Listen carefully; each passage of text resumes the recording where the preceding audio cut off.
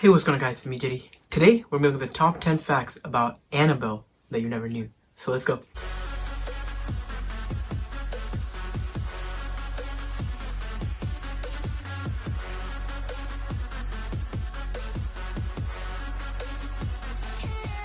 Alright, so before number one, we're going to give you guys a quick little summary. So Annabelle, you probably heard about it a lot with all the horror movies that's out and stuff. It's actually a doll. So it's a doll that's called Annabelle, which like a couple nurse students had, and then like one of the nurse students' mom gave it to them, and then she played with it. She liked it because she liked to collect dolls, and then one day they found out it was haunted, and there's like a whole lot of stories, and then 5 movies later, here we are. So Annabelle is actually really popular in all of these things. And you guys have seen many pictures of the dolls and stuff, and you'll see a lot of pictures throughout this video too. So that's basically what Annabelle is, just like a scary doll, and I'll give you the rest of the details now. So yeah, going to number one, it's basically like a comparison. So there's another doll called Robert the Doll, which is owned by like this painter, and it was also haunted. And there's actually a famous movie called Child's Play. I'll give you like I'll put a poster up there too. So yeah, so just like the side of the poster, Child's Play, that movie was actually inspired by a doll called Robert the Doll. So Annabelle was supposed to be inspired by that too, but there was an actual doll named Annabelle. And then the whole movie series was inspired because the whole Child's Play thing was pretty good. So then they started making all these Annabelle movies, and the Annabelle movies became a hit, as we know. Number two is that in the movie, you can see there's just actually a porcelain doll, which is like that, which looks super scary with all the makeup and like its smile and stuff. So that's a doll that's used in the movie. But the real doll was actually like a Raggedy Ann doll, which is actually the doll right next to it. It's like the plush toy doll. So some people say that doll is creepier than the other doll, but of course, they couldn't use the actual Raggedy Ann doll because then they were going to get copyrighted. They didn't want any claims from the actual company. So the director just made his own doll, and I think we can say he did a pretty good job in it. So number three was that, yeah, it was a gift. So like I said before, the mom gave it to a nursing student who really liked dolls, and it was actually from a secondhand Raggedy Ann store. So people say that could have had a small influence in it, considering the fact that it was actually a secondhand doll, so somebody would have done something with it before.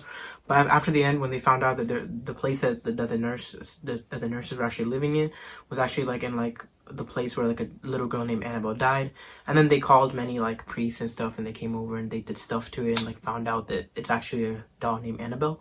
That's kind of like the whole history of how Annabelle was like found out to be a doll and how it kind of became to be. Number four is Angie. So who's Angie? So the two nurses I was talking to you guys about, right? One nurse was Donna. That's the nurse whose mom actually gave her their doll. And Angie was the roommate. So then Angie one day she would just come home and find out that the doll was like crossing legs or like in like a different place or was on the floor or something like that. And then she would just be like, oh my god, this doll is doing some weird stuff, right? So then she was basically the first one to like find out that the doll was actually up to no good and it's actually doing stuff.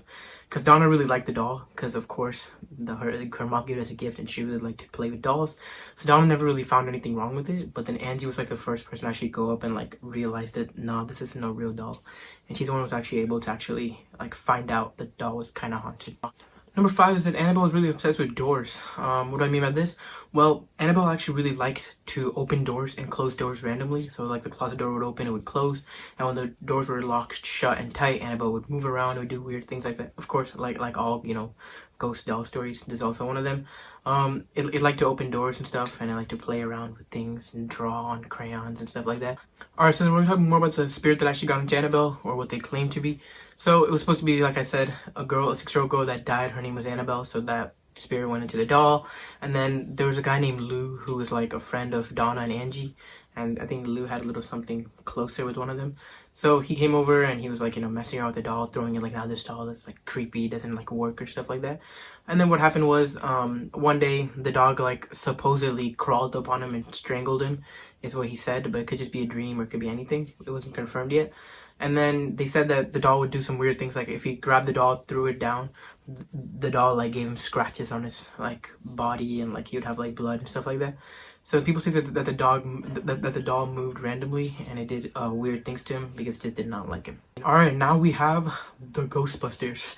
No, I'm just kidding, but we have Ed and Lorraine Warren, who are like these like cool like demologists, people who like find demons and like spirits and stuff like that. They actually came to their house, found out that the doll was actually not a spirit, it's actually a demon. And like there's like a difference because like their demons like more powerful and stuff. So then they were saying that it's dangerous and they should not like keep it there. And then what happened was they actually were able to take the doll back, to their house, they were able to like shut it down and put like weird spells on it and stuff and kind of contain the spirit. So they actually had a full exorcism for the doll. It was a little doll, but they actually had to fully exorcise it and get the spirit out, is what they were saying.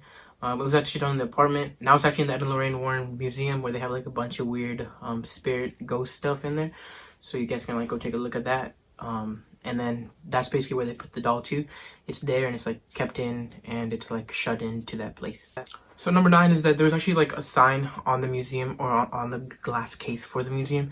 It said do not open, do not touch and stuff like that, because like it was supposed to be like a really like, you know, a devilish like doll. So then, but then there was a guy, of course. There's always one guy, and of course he rode a motorcycle. He was super tough. He was like one of those biker guys who was like super rough and tough. He had tats and stuff like that. So of course, you know, he had his girlfriend too. These are all the things that lead up to, you know, guys making bad decisions, right? Yeah, motorcycle jacket, a motorcycle rider, and like he had a girl. He was tough. He had tats. He had like silver chains and skull rings, and he just went into the he just went right into the museum and said, you can't do anything to me. And like he punched the doll and he like opened it and stuff like that. And then the people there got really mad because they were like, no, you can't do that. We told you not to touch it. Why did you do that? So they kicked him out. And then he got on the motorcycle and he left. And then apparently he died, but his girlfriend didn't die. And then people say that could be because anything had happened, right? I mean, it could just be his like psychological things. Like he was probably trying to act cool in front of his girlfriend. And he died because like he kind of got scared. But we don't know what happened. His girlfriend said that yeah, he just lost control of the bike and he just ran right into the tree and he died. And then the girlfriend did die, of course. And then that's like one of those stories that they say that the Annabelle doll is actually haunted because it did this stuff to that guy. But we don't know if it's true or not because there's no science that proves that. Number 10 is that even though Annabelle's put in the museum now and it's shut down, nothing happens to it. Some people say that there's still stuff that happens to it, like it moves, it growls and stuff like that. But there's also no documentation of that too. There's really no documentation of any of this. But Ed and Lorraine Warren say that it actually moved and it made noises and stuff like that. So you guys can believe what you want. Now I'm going to give you guys a personal opinion of what I believe this is all about. I don't believe in spirits and demons and stuff like that. And so here's my point, right? So I think Annabelle was just like a doll that a lot of people had like bad associations with. They just didn't like the doll, and I don't see how it would have actually been able to do all that stuff because there's no science that proves that something happened to it. So it's still there in the museum. You guys can go check it out. It's supposed to be like, you know, like haunted and like spirits in it, but it didn't really do anything.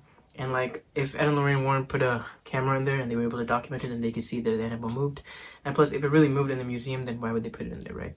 So this could all just be stories. That's what I believe. You know, people gotta make money somehow. So you guys believe what you need to believe. Some people say that it's true and it's real. You know, but like it always takes that one experience to find out if something's actually real. So if you guys have experienced that, comment section below. That's your place. Go write stories, you know, of anything that you've experienced, things that happened to you. And if you guys are really creative, you guys can make up your own stories that you like to leave in the comment section below. But make sure you get stated, like, you know, true story or like, you know, made up, so that people don't get thrown off. And also let me know if you guys actually believe in this stuff. Do you actually believe in Annabelle? Do you actually believe in ghosts? Do you believe in demons? We're gonna be talking more about this stuff because this is like really popular. So I'm gonna really get into the whole horror aspect. I'm gonna like start debunking most of this stuff because a lot of people think they're like I see some kids who are like afraid to play with the Raggedy Ann dolls because of the fact that Annabelle could be in it. But like you guys just gotta realize that it's just a doll at the end of the day. Nothing's really gonna happen. So other than that, guys, stay safe. Make sure you guys are responsible. Make sure you guys follow me on Instagram at Jedi Solomon. I will leave it in one of those corners, and I will see you guys next time. Make sure you guys like the video, share the video, and subscribe. Yeah, please do that. Go right now. Do it. Go hit the like button, subscribe, share with all your friends. All right, and comment too. Remember the stories. All right, I'll see you guys next time. Bye.